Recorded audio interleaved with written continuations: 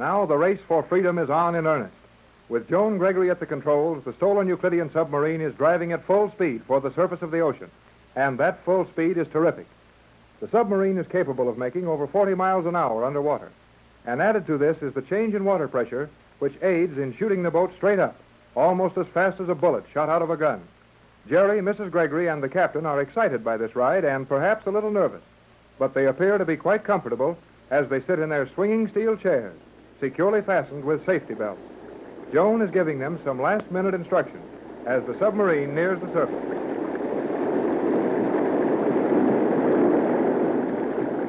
As we prepare to level off near the surface, you will all be subjected to a sudden change of direction and of position.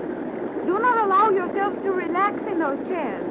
Brace your feet and hands firmly and remain rigidly a part of the structure of this submarine until I order otherwise. Okay, Joan. I'll hang on to everything. Aren't we in danger of bursting out of the water with such a force as to strain this boat to the breaking point? Well, I think so. After all, you can't rush straight up through 9,000 feet of water and shoot out into the air without some action. We will not leave the water entirely.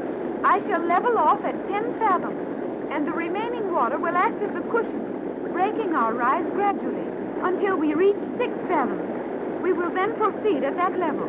Well, the air pressure inside this thing won't change, and if we can keep from getting thrown out of these steel chairs, I guess we'll still be here when we come out on top. We are not coming out on top, and you know it. Jerry meant when we level off, Joan. We have no time for further discussion now. We are nearly to 10 fathoms. Hold your stations. Brace yourselves well, and do not move until I give you permission. Aye, aye, Joan. Skipper.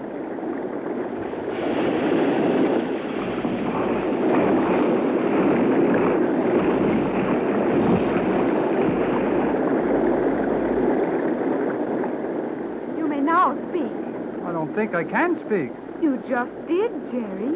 Oh, then I can. Well, Jerry, I too am surprised to learn that I can. That was about the wildest bit of sailing I've ever gone through. Are we safely leveled off at 6 fathoms now? We are, and proceeding along our course to Los Angeles.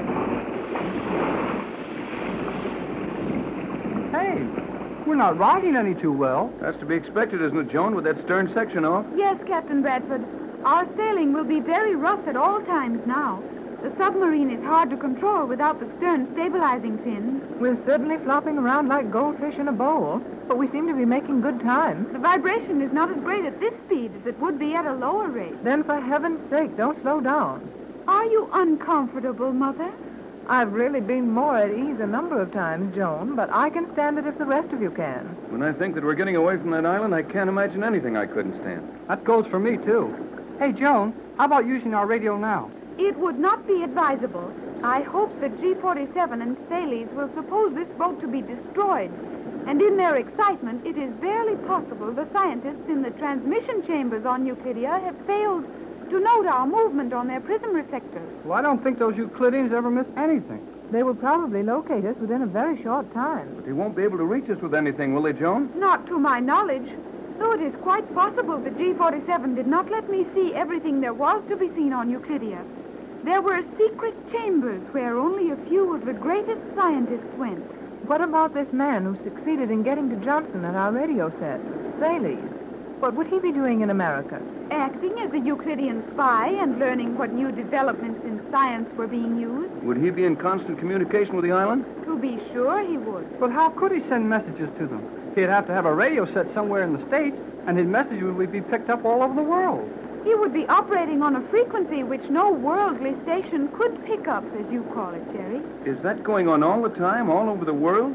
Euclidia has many agents, that I know, and their reports come in a constant stream to the island. But it is most unusual for a scientist as great as Thales to leave the island. Such work is usually delegated to minor scientists. Looks like old G-47 figures we're pretty big stuff.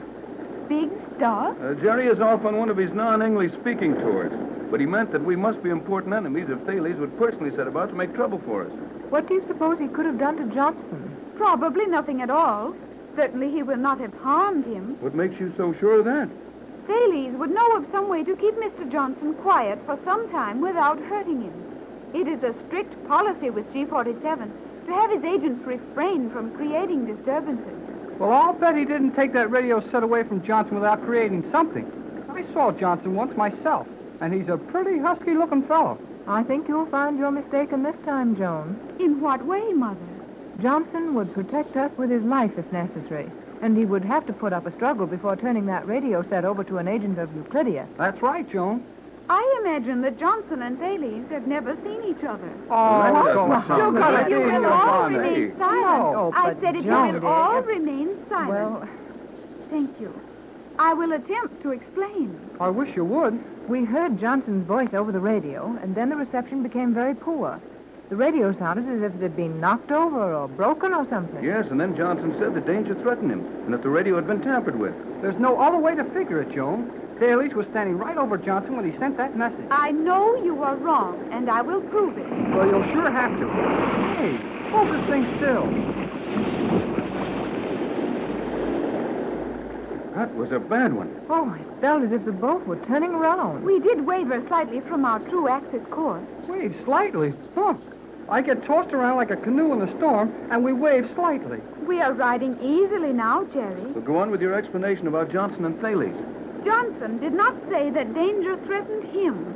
He said danger threatens our plan. Why, yes, Joan, that's true. And furthermore, Johnson did not sound as if he were engaging in a struggle. The radio was becoming uncertain, but Johnson's voice quality or his relation to the microphone did not change. Say, I guess it didn't at that. You were right so far, Joan. Go on. You have progressed far enough with your own experiments, Captain Bradford, to realize that it would be a very simple matter to place a destructive solvent in Johnson's radio. A solvent which would be released and flow through the set, quickly ruining it. Yes, that wouldn't be hard. And a clever man could find a chance to get into the radio room and do that. But if Thales wasn't there with Johnson, how could he release this solvent just at the right moment to interrupt Johnson's message to us? Yeah, that's what I'd like to know. Why, he might have planted that stuff in the radio hours before it was used.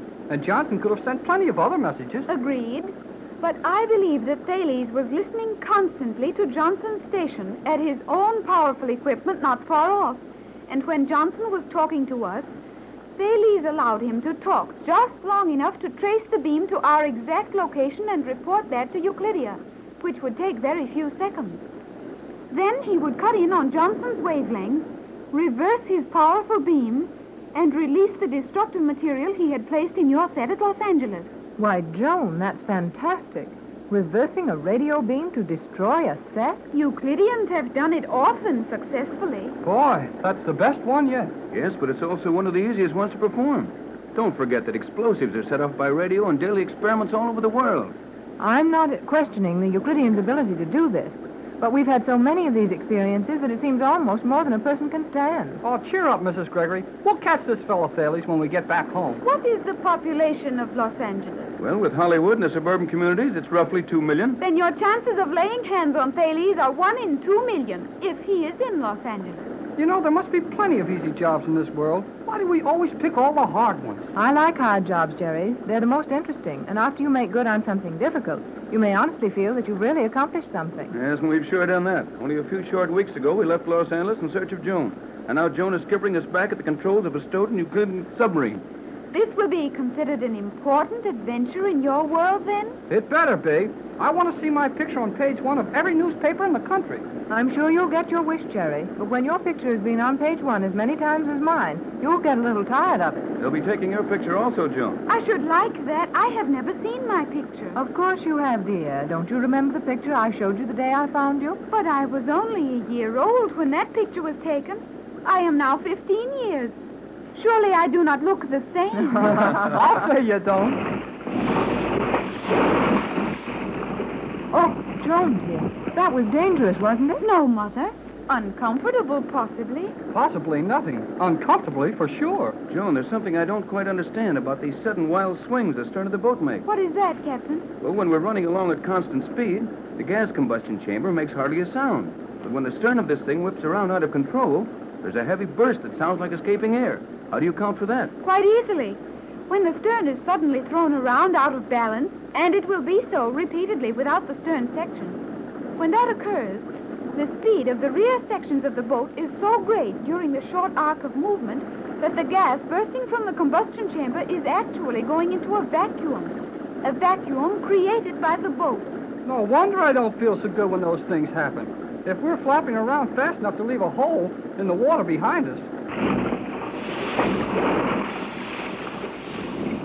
Joan, is it safe for me to return to the sleeping quarters and lie down? Of course, Mother. Pat, are you ill? Of course I'm not ill.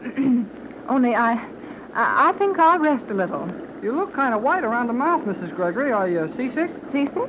Oh, not after 15 years on the water in my own boat, but I think I'll go.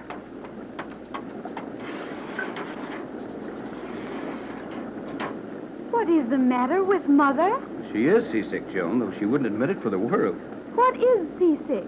Well, it's something that happens to a lot of people on the water, but, well, it'll never happen to me. Oh! What's the matter, Jerry? Well, I think I'll take a little rest if you don't need me right here now. Poor Jerry. This is the first time I've ever seen him act like that. Well, Joan, it looks as if you and I are the only two real sailors on the submarine. But it is so foolish to act as Mother and Jerry are acting. Captain, is there a mist or a fog in this boat? Why, no, Joan. The air's clear as a bell in here. That is strange. My vision is impaired. I have never felt just like this before. What could be the matter with me? Well, I could tell you, Joan, but I'll let you guess. That leaves one good sailor. Joan, you better go back with the others and lie down. If I should happen to find that I'm no stronger than the rest of you, I don't want anyone here to laugh at me.